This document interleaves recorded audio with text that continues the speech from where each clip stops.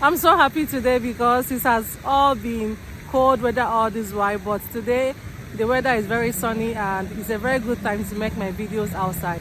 So today I'm going to somewhere very important. Do you know that Hungary has a very strong agricultural history?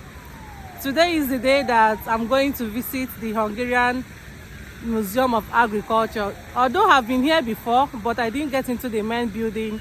So today I'm going to go into the main building to learn more about the Hungarian agricultural history, because Hungary has a very strong agricultural history, starting from the medieval period to the 18th, 19th to 20th century up to this modern day. So join me today as I go to the Museum of Agriculture in Budapest, Hungary.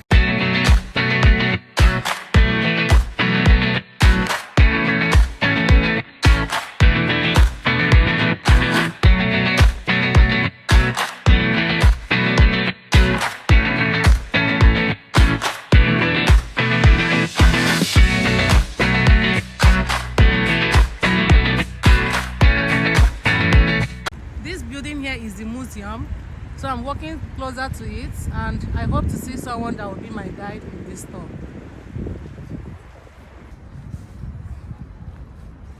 Can you see this gigantic building and the beautiful architecture? This is the Hungarian Museum of Agriculture.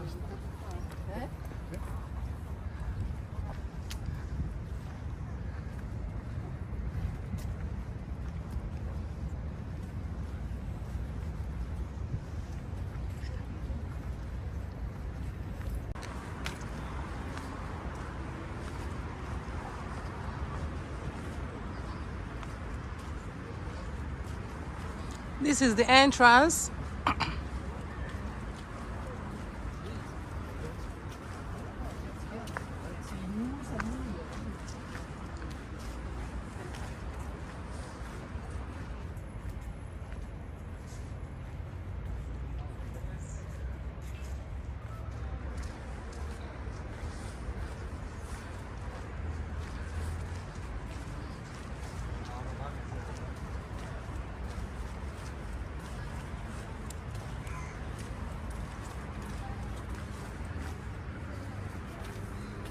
This is it, Museum of Agriculture, Museum of Hungarian Agriculture.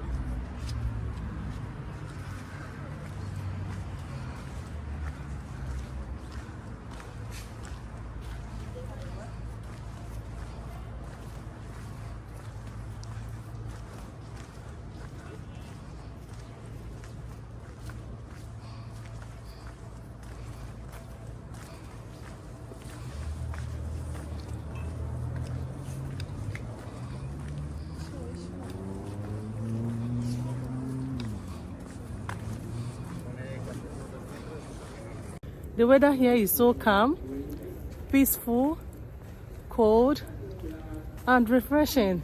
You know that kind of feeling you have when you go to your village stream?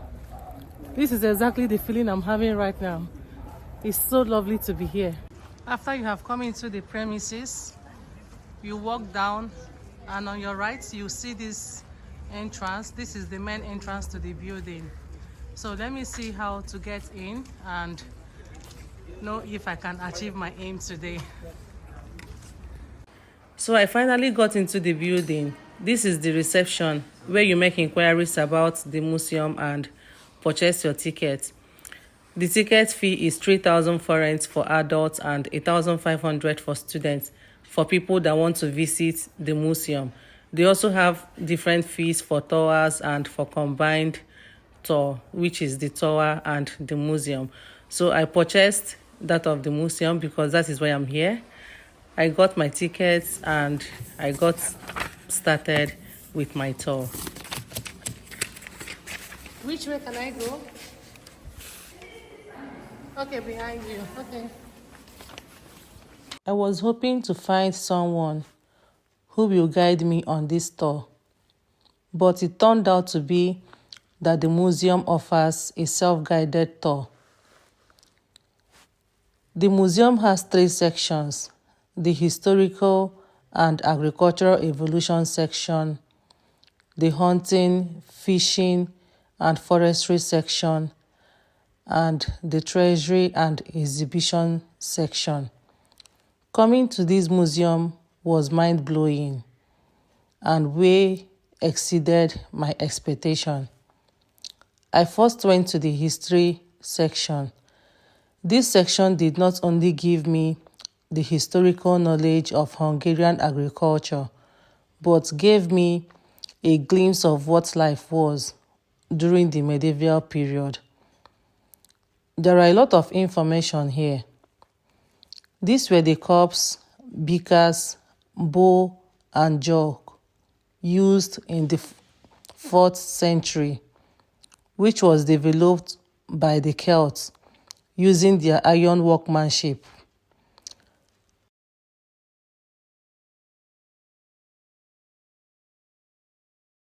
At that time, their agriculture had a great leap as they used iron tools and new innovations like sickle made of iron, scythe, and wheeled plow. Their bread were baked in beehive oven, and the Celts made their pottery on potter's wheel and fired them in kiln. This is the house where the hunting and gathering population lived at the Carpathian Basin after the Ice Age. These were the tools used for wood cutting and land cultivation. And this right here is the crowd plow from the Bronze Age. I also learned about the Roman Age, how the Western Carpathian Basin, Transdanubia, and the territory between the Drava and Sava rivers became part of the Roman Empire in the 1st century. At that time, the Celts inhabited the province of Pannonia and farmed on small peasant farms, and the Celtic aristocracy developed Roman type of farm due to their rapid Romanization.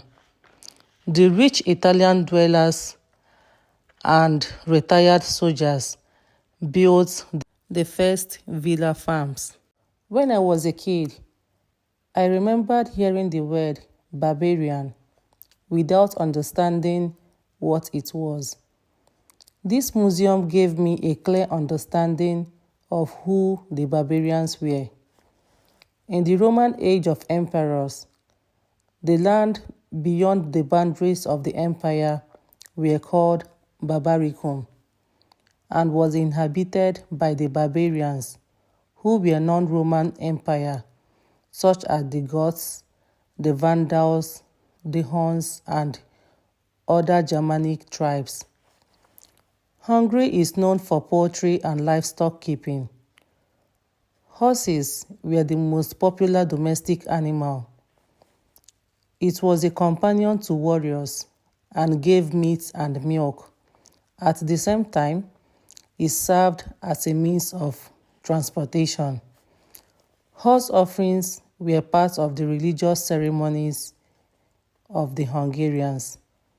When a warrior died, he was buried together with the head and 4 feet of his favorite horse, kept in the skin of the animal.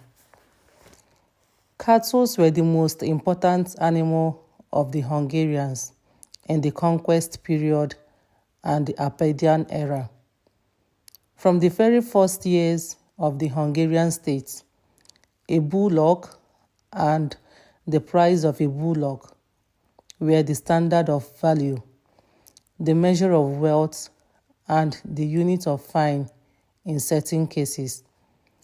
It was also noted that conquering Hungarians kept various kinds of primitive domestic pigs in the Carpathian Basin. These are the bones of horses, dog, cattle, poultry, sheep, goats, and pig found during the excavation of animal bone collection. The history of Prince Geza and King Stephen, his son, who were the eminent personalities of the Hungarian history, was told in this museum, and how they suppressed the resistance of the tribal clan aristocracy and established the Christian Hungarian state. By the 12th century, the majority of Hungarian population lived in villages and dealt with agriculture. At that time, the three major types of landed property evolved in Hungary, which were the royal, church, and secular estates.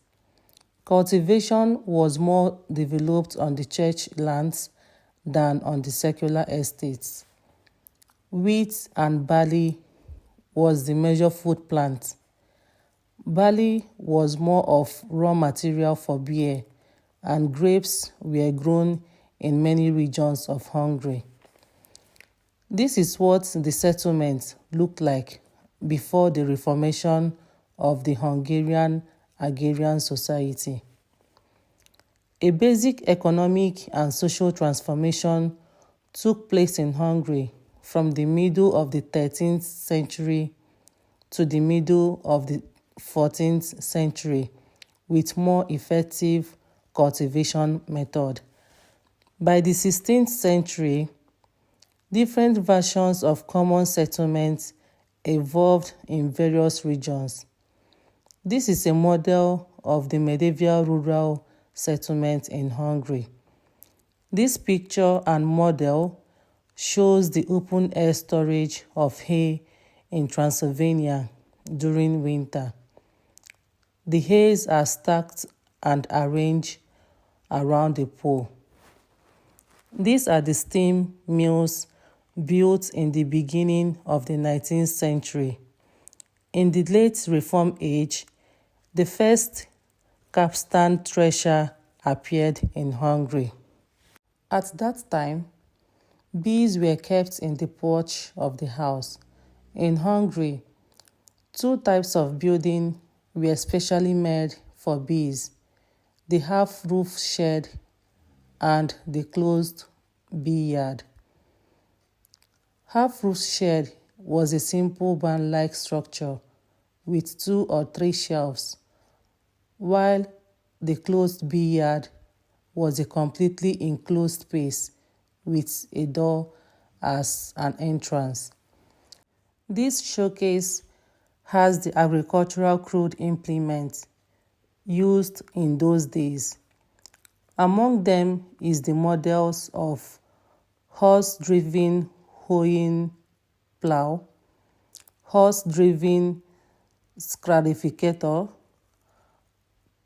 cloud crusher cylinder, horse hoe, and dual wooden harrow with iron nails.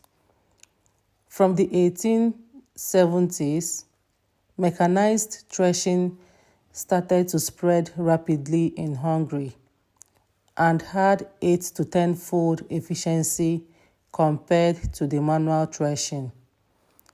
This is the steam-powered thresher used then. These are the other mechanized tools that were used in those days, and amongst them is the Vidash plow, developed and manufactured by István Vidash, who is regarded as the pioneer of Hungarian agricultural engineering.